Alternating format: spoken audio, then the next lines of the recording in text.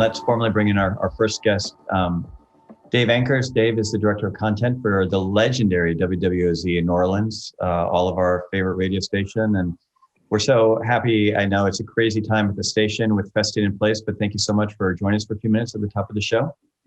Yeah, it's great to join you. I'm always eager to talk about WWOZ, and festing in place is happening in the studio right now. And for people who aren't familiar with WWOZ, I'll just give you the spiel.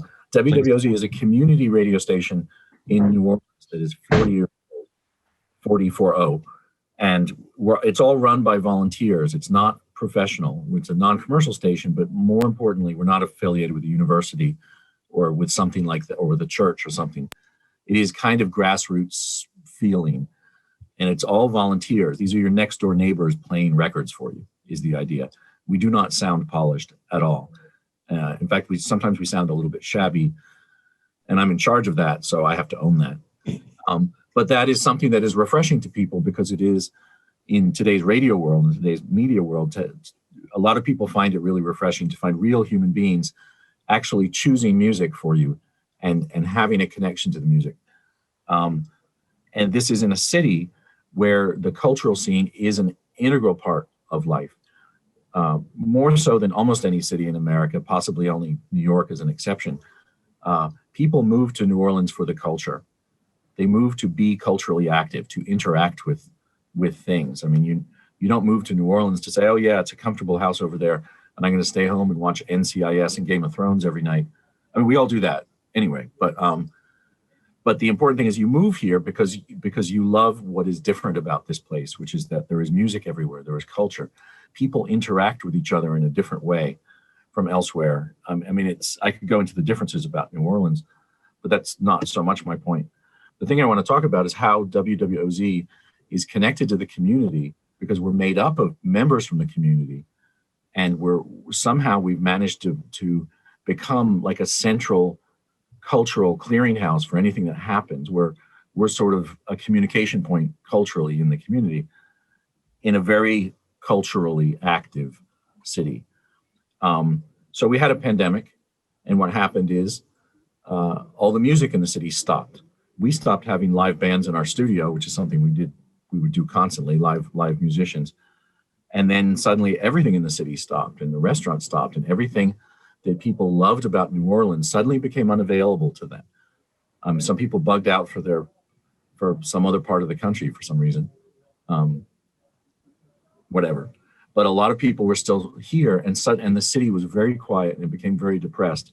And it was the springtime last year, and we were careening toward festival season, and we didn't know if we could actually have Jazz Fest.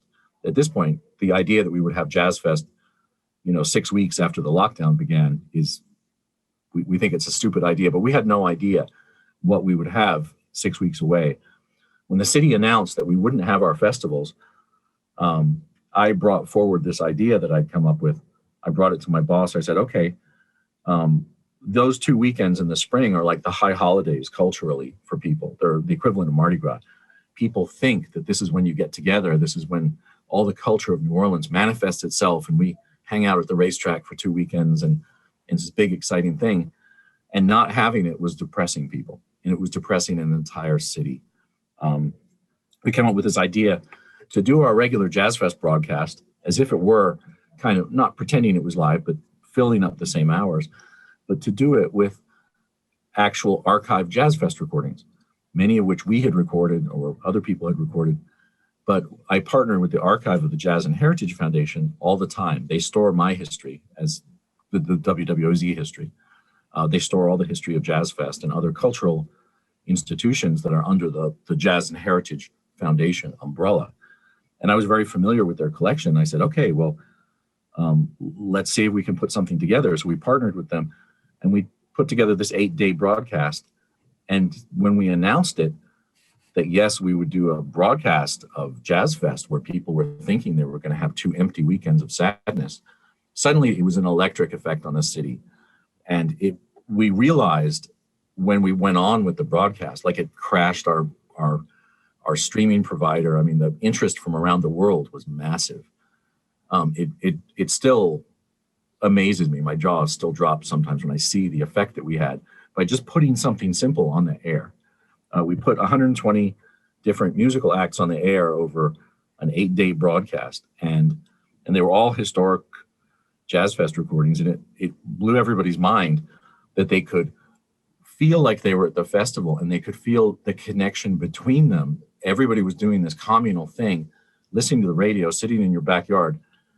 And here's the kicker.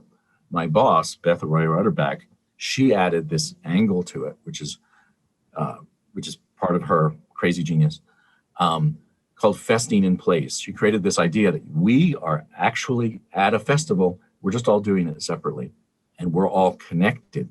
And the city embraced this, and fans of New Orleans music and culture who were not in the city around the world were able to do the same thing. So everybody was sending us pictures sitting in their backyard in Reno or in Nigeria or Antarctica, wearing their funky Jazz Fest clothes, sitting next to a radio, eating, drinking something and eating Jazz Fest related food, kind of Louisiana food. And everybody suddenly was at the festival. Even though we weren't, the racetrack where the festival takes place was bolted shut. I mean, you couldn't go in. People would drive by or stand outside and stare into the fence. It's like, I want to be in there. Or they would party outside of it, which is a funny thing that happened. But we created somehow this sense of community, or we took a sense of community and we fed it something to create a celebration. And it was an interesting thing for many, many people around the country, because then what they were able to do, other organizations, other festivals, other cultural things adopted it themselves. And I lost track. There were over like 30 different festing in place type things that happened over the rest of 2021. And people at other radio stations and festivals called me asking me what I had done and how we had approached it. And we made it up as we went along. I didn't sleep for 3 weeks. It was weird. And we did it again. Yeah. We did it again at Labor Day, and then we did it again over New Year. So this sort of every 4 months thing seemed to work. And we were able to create this sort of festival to give people the feeling of live music, but not just the feeling of live music, the feeling of connection with these other people that you're not sitting next to them, but they're also listening to it at the same time. And it's not just a record or the greatest hits of the Beatles or whatever that you're hearing over the radio. I'm playing you a set that you haven't heard before of Ella Fitzgerald from 1977 at Jazz Fest, and Stevie Wonder comes on as her special guest, and then they perform together. And so the music is really good. Everybody's interested in it. Everybody's listening to it at once, and you feel connected. And this is something that people need. I mean, the cultural need. We were talking about, Michael, is the essential nature of music and culture in your day-to-day life. It's in New Orleans, it's so obvious, so obvious to us. In the rest of the country, it isn't, because we've deluded ourselves to thinking that what we get through national media outlets is enough culturally to get by, and it isn't. And this is the Jazz Fest, the Jazz and Heritage Festival. So it's not all jazz music, right, is the important thing. And yet all this roots music comes from, you can argue, and this is a very loose statement, comes from jazz. And we sort of feel that jazz really comes from New Orleans and, around the turn of the 20th century. I mean, that is where a lot of things in our pop culture, our idea of pop culture, all these different genres of music we experience today, you can trace at least a lot of it back to that period. So that kind of informs everything. And jazz is about musicians who are looking at each other, reacting, doing something communally. It has to do with connections between people. Whereas the previous type of music, which was classical music and stuff, it was about following the directions. It was about following the rules. Jazz is this communal act of everybody having a say. And that follows into blues music and into pop music and into hip hop and everything, because it's about your expression. And WWOZ plays all these musics. We don't just play jazz. So what we were able to do with Jazz Festing in Place, we were able to bring all the different things that we play to people and allow themselves to bond with it. We mixed it all up. If you look at some of our schedules, we put out these Jazz Fest schedule like cubes. Alex has got that ready to go. So we're actually heading into the final weekend of the hypothetical Jazz Fest. So you'll see like that and the ordinary Jazz Fest schedule looks pretty much like this, but there's one for every day showing different stages. So we kind of did a parody of it, which is our schedules. And you'll see today we have Devell Crawford, who's a genius New Orleans R&B piano player, but very much New Orleans style, followed by Ellis Marsalis, which is straight ahead jazz, very contemporary jazz. Then Ivan Neville, his funk band. Then we have Duke Ellington, which I think just ended from the first Jazz Fest in 1970, then a brass band, and then a funk rock trio of the Joe Crown Trio, and then Al Hurt for 1970, and then another brass band, and then more jazz. Then in the middle of it, we have the Allman Brothers Band, which is a very roots-based rock band, just showing you all the different things. We wind up with Irma Thomas at the end of the day. If you look through the rest of the schedule, you'll see a lot of different roots-based music plus some pop stuff. We have Carole King, and we had James Taylor and Willie Nelson and Tina Marie, because these are also people who played the festival over time. Yeah. And people are looking forward to hearing those things.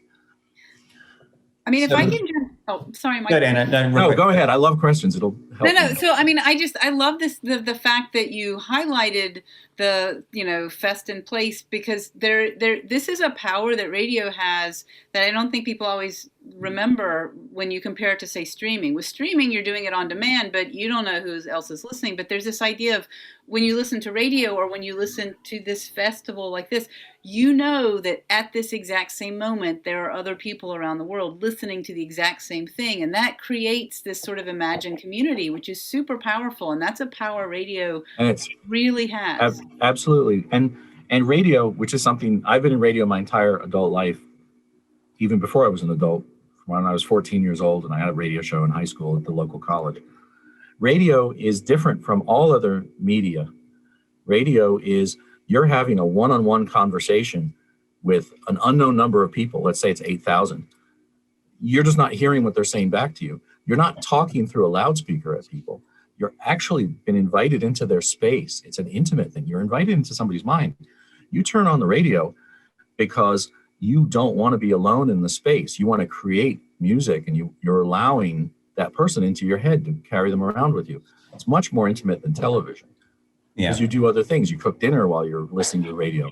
You're driving while you're listening to the radio. This person is a companion, and it's better. You turn on the radio because your life with it on is better than with it off. That's the simple transaction.